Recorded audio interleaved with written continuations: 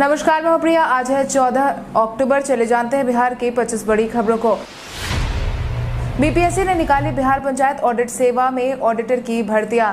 बिहार लोक सेवा आयोग ने पंचायत ऑडिट सेवा में 373 पदों पर भर्तियों की मांग की है। जारी किए गए आवेदन में 150 पद जनरल, 37 पद ईडब्ल्यूएस, 45 ओबीसी, 11 ओबीसी महिला, 67 ईबीसी, 59 एससी और 4 एसटी वर्ग के लिए निकाला गया है। ऑनलाइन आवेदन की प्रक्रिया 21 अक्टूबर से शुरू होने वाली है, अगर इसकी अंतिम तारीख 18 नवंबर तय की गई है। इच्छुक और योग्य उम्मीदवार www.bpsc.bih.nic.in पर जाकर आवेदन कर सकते हैं। इन पदों के लिए अगर हम शैक्षणिक योग्यता की बात करें तो अभ्यर्थियों के पास कॉमर्स, इकोनॉमिक्स या मैथ्स में किसी एक विषय में ग्रेजुएशन की डिग्री होना और MBA, CA, ICWA और CS डिग्री धारक भी इन पदों के लिए आवेदन भर सकते हैं।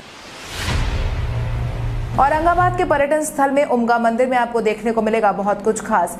मदनपुर प्रखंड के उमगा पहाड़ी पर स्थित भगवान सूर्य का ऐतिहासिक, धार्मिक एवं प्राचीन उमगा मंदिर है। यह मंदिर जिले ही नहीं बल्कि राज्य की धरोहर सूची में शामिल है।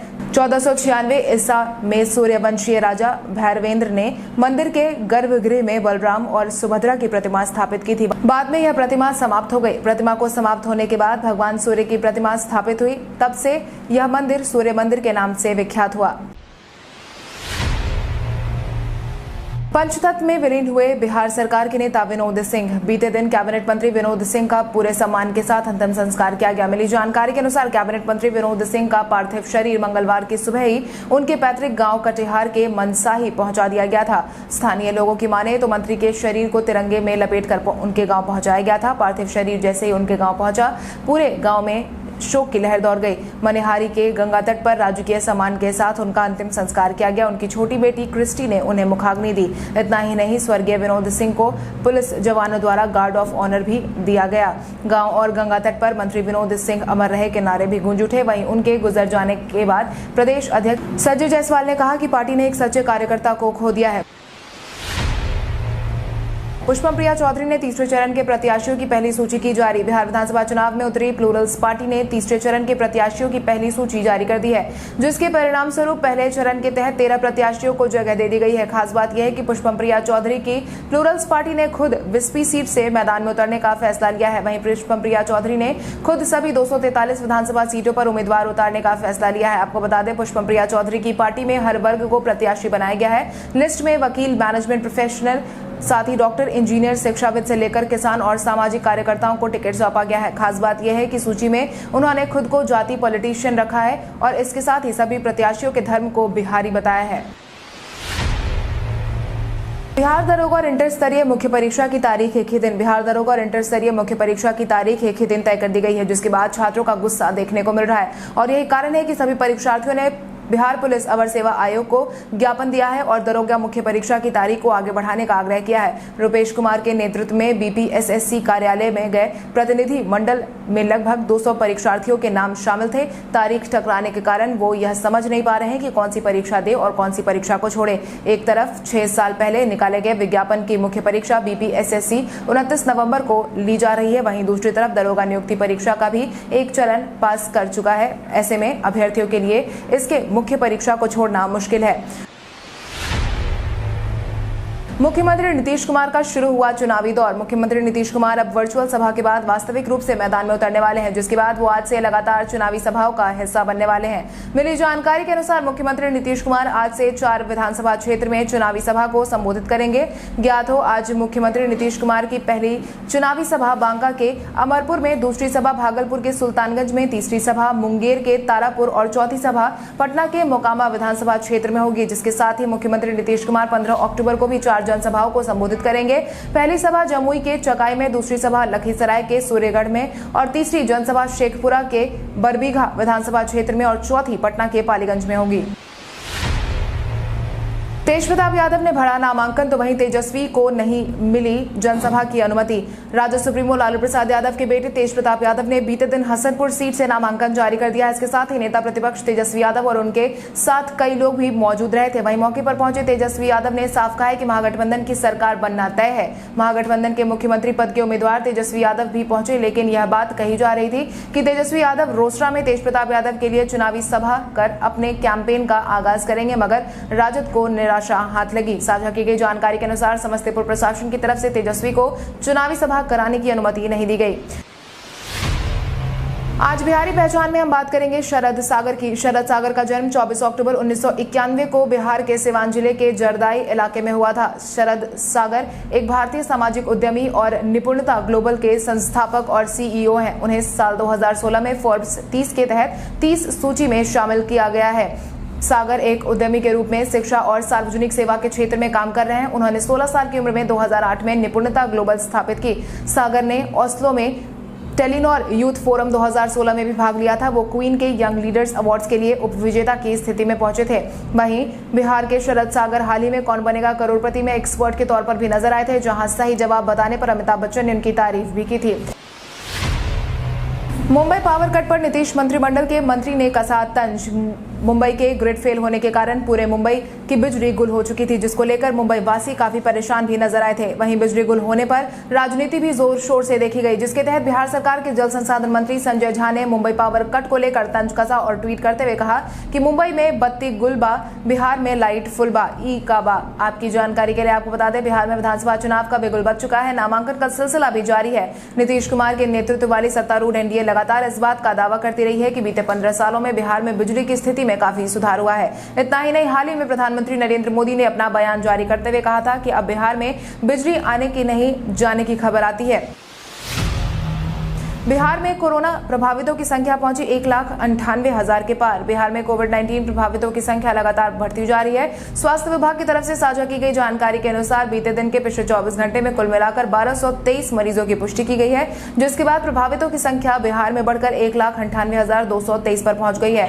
वहीं ठीक होने वाले मरीजों की संख्या में भी बढ़ोतरी देखी गई है। अगर प्रभावित जिलों की संख्या की बात करें तो अररिया में 52, अरवल में 5, औरंगाबाद में 23, बांका में 21, बेगूसराय में 20, भागलपुर में 33, भोजपुर में 12, बक्सर में 3, दरभंगा में 15, पूर्वी चंपारण में 40, गया में 24, गोपालगंज में 22, जमुई में 29, जहानाबाद में 36, कैमूर में 2, कटिहार में 63, खगड़िया में 12, किशनगंज में 12, लखीसराय में 10, मधेपुरा में 27, मधुबनी में 15, मुंगेर में 22, मुजफ्फरपुर में 56, नालंदा में 22, नवादा में 26, पटना में 272, पूर्णिया में 98, रोहतास में 31, सहरसा में 39, समस्तीपुर में 25, सारण में 16, शेखपुरा में 28, शिवहर में 7, सीतामढ़ी में 7, सिवान में 18, सुपौल में 27, वैशाली में 31, पश्चिम चंपारण में 15 मामले सामने आए हैं। वहीं दूसरी तरफ ठीक होने वालों की संख्या में भी लगातार बढ़ोतरी देखी जा रही है। स्वास्थ्य विभाग की माने तो अब तक कुल मिलाकर 1,86,623 मरीज ठीक हो चुके हैं। वहीं 961 लोगों की जान जा चुकी है। भाजपा के बाद अब जदयू ने 15 नेताओं को दिखाया बाहर का रास्ता। भाजपा ने हाल ही में बागी बने नेताओं को बाहर का रास्ता दिखाया था। वहीं अब जदयू ने भी भाजपा के नक्शे कदम पर चलकर अपने 15 नेताओं को बाहर का रास्ता दिखा दिया है। सिर्फ यही नहीं, जदयू ने तो उन्हें पार्टी से 6 साल के लिए निष्कासित तक कर दिया है। इन नेताओं में वर्तमान विधायक दद्दन यादव, पूर्व मंत्री रामेश्वर पासवान, भगवान सिंह कुशवाहा, डॉक्टर रणविजय सिंह, सुमित कुमार सिंह, कंचन कुमारी गुप्ता, प्रमोद सिंह चंद्रवंशी, अरुण कुमार युवा जदयू, तजमुल खान, अमरेश चौधरी, शिवशंकर चौधरी, सिंधु पासवान, करतार सिंह यादव, राकेश रंजन, मुंगेरी पासवान का नाम शामिल है। इसकी जानकारी प्रदेश महासचिव डॉक्टर नवीन कुमार आर्य ने दी है। नए मतदाताओं को स्पीड पोस्ट से मिलेगा निःशुल्क वोटर आईडी। आगामी बिहार विधानसभा चुनाव में मतदाताओं को स्पीड पोस्ट से निःशुल्क मतदाता पहचान पत्र उपलब्ध होगा। चुनाव आयोग ने राज्य के सभी जिलों के जिला निर्वाचन पदाधिकारी सह जिलाधिकारी को नए मतदाताओं को स्पीड पोस्ट के माध्यम से एपिक उपलब्ध करवाने की बात कही है, ताकि आम चुनाव में सभी जनता वोट दे सके। निर्वाचन विभाग की तरफ से मिली जानकारी के अनुसार इन मतदाताओं को एपिक नहीं उपलब्ध होने की शिकायत सामने आ रही थी, जिसके बाद यह निर्णय लिया गया है। आयोग के निर्देश के अनुसार निर्वाचकों को निःशुल्क इसे प्रदान किया जाएगा। बिहार भाजपा ने काबा के जवाब में बताया बिहार में ईबा। बिहार विधानसभा चुनाव में भोजपुरी गाने से तंज कसने की राजनीति शुरू हो गई है। इसी क्रम में विपक्ष के काबा सवाल का जवाब भारतीय जनता पार्टी ने जारी कर दिया है, जिसके तहत भाजपा ने भोजपुरी में ही बिहार में ईबा को जारी किया है। एनडीए सरकार की तरफ से किए गए कामों को भोजपुरी में वीडियो तैयार किया गया है, जिसमें कहा गया है कि एनडीए के राज में बदलल बिहार बा। आपको बता दें, जारी किए गए इस वीडियो के माध्यम से पार्टी ने बताया है कि एनडीए सरकार ने बिहार में क्या क्या किया है। इसके लिए 2.5 दर्जन वीडियो भी बनाए गए हैं। मंगलवार को इस वीडियो को social site Facebook, Twitter, YouTube, WhatsApp group पर एक साथ लॉन्च किया गया है। सीबीएसई बोर्ड के 10वीं के कंपार्टमेंटल परीक्षा में मार्क्स वेरिफिकेशन के लिए आज से कर सकते हैं अप्लाई। सीबीएसई ने बीते दिन 10वीं के कंपार्टमेंट परीक्षा का रिजल्ट जारी कर दिया है, जिसके बाद कुल मिलाकर लगभग 56.55% छात्रों ने परीक्षा में सफलता हासिल की है। आपकी जानकारी के लिए आपको बता दें, पूरे देश में 1248 परीक्षा केंद्र बनाए गए थे। कोरोना को ध्यान में रखते हुए इस बार केंद्रों की संख्या में बढ़ोतरी की गई थी। इसके साथ ही बोर्ड ने मार्क्स वेरिफिकेशन और री इवैल्यूएशन के लिए शेड्यूल जारी कर दिया है। विद्यार्थी बोर्ड की वेबसाइट पर जानकारी ले सकते हैं। मार्क्स वेरिफिकेशन के लिए 10वीं के विद्यार्थी 14 अक्टूबर से 15 अक्टूबर शाम 5 बजे तक ऑनलाइन अप्लाई कर सकते हैं, जिसके बाद प्रत्येक विषय पर 500 रुपए शुल्क देना होगा। पहले चरण में बैलेट से वोट देने वालों की संख्या मिली 52,000। आगामी बिहार विधानसभा चुनाव के पहले चरण की तारीख अब बस कुछ ही दिन दूर है। वहीं पहले चरण में मतदान के 52,000 से अधिक मतदाता पोस्टल बैलेट से मताधिकार का प्रयोग करने वाले हैं। ये वो मतदाता हैं जो 80 साल से अधिक के हैं। निर्वाचन आयोग ने इस बात की जानकारी दे दी है और बताया है कि राज्य में पहले चरण के मतदान का आयोजन 28 अक्टूबर को करवाया जाना है। पहले चरण के मतदान के लिए बूथ लेवल अफसरों द्वारा लगभग 4 लाख मतदाताओं ने संपर्क किया था, जिसमें 52,000 मतदाताओं ने पोस्टल बैलेट के माध्यम से वोट देने की इच्छा जताई है। आपकी जानकारी के लिए आपको बता दें, कोरोना को ध्यान में रखते हुए 80 वर्ष से अधिक आयु के मतदाताओं को पोस्टल बैलेट से मताधिकार के प्रयोग का अधिकार दिया गया है। जदयू छोड़ राजद में शामिल हुए श्याम रजक को स्टार प्रचारकों की सूची में नहीं मिली जगह। पूर्व मंत्री श्याम रजक की गिनती प्रमुख दलित चेहरों में की जाती है। कुछ समय पहले जदयू को इस्तीफा सौंपने वाले श्याम रजक को राजद ने कोई खास तवज्जो नहीं दी है। मिली जानकारी के अनुसार राजद का दामन थामने वाले श्याम रजक को पार्टी ने टिकट नहीं दिया है। साथ ही साथ स्टार प्रचारकों की सूची में भी कोई जगह नहीं दी है। राजद के चुनाव प्रचार की धुरी इस चुनाव में नेता प्रतिपक्ष तेजस्वी यादव ही होंगे। इस बिहार विधानसभा चुनाव में प्रचार को लेकर पार्टी ने सोमवार को अपने स्टार प्रचारकों की सूची जारी कर दी है। इसमें लालू परिवार के 4 सदस्य शामिल है।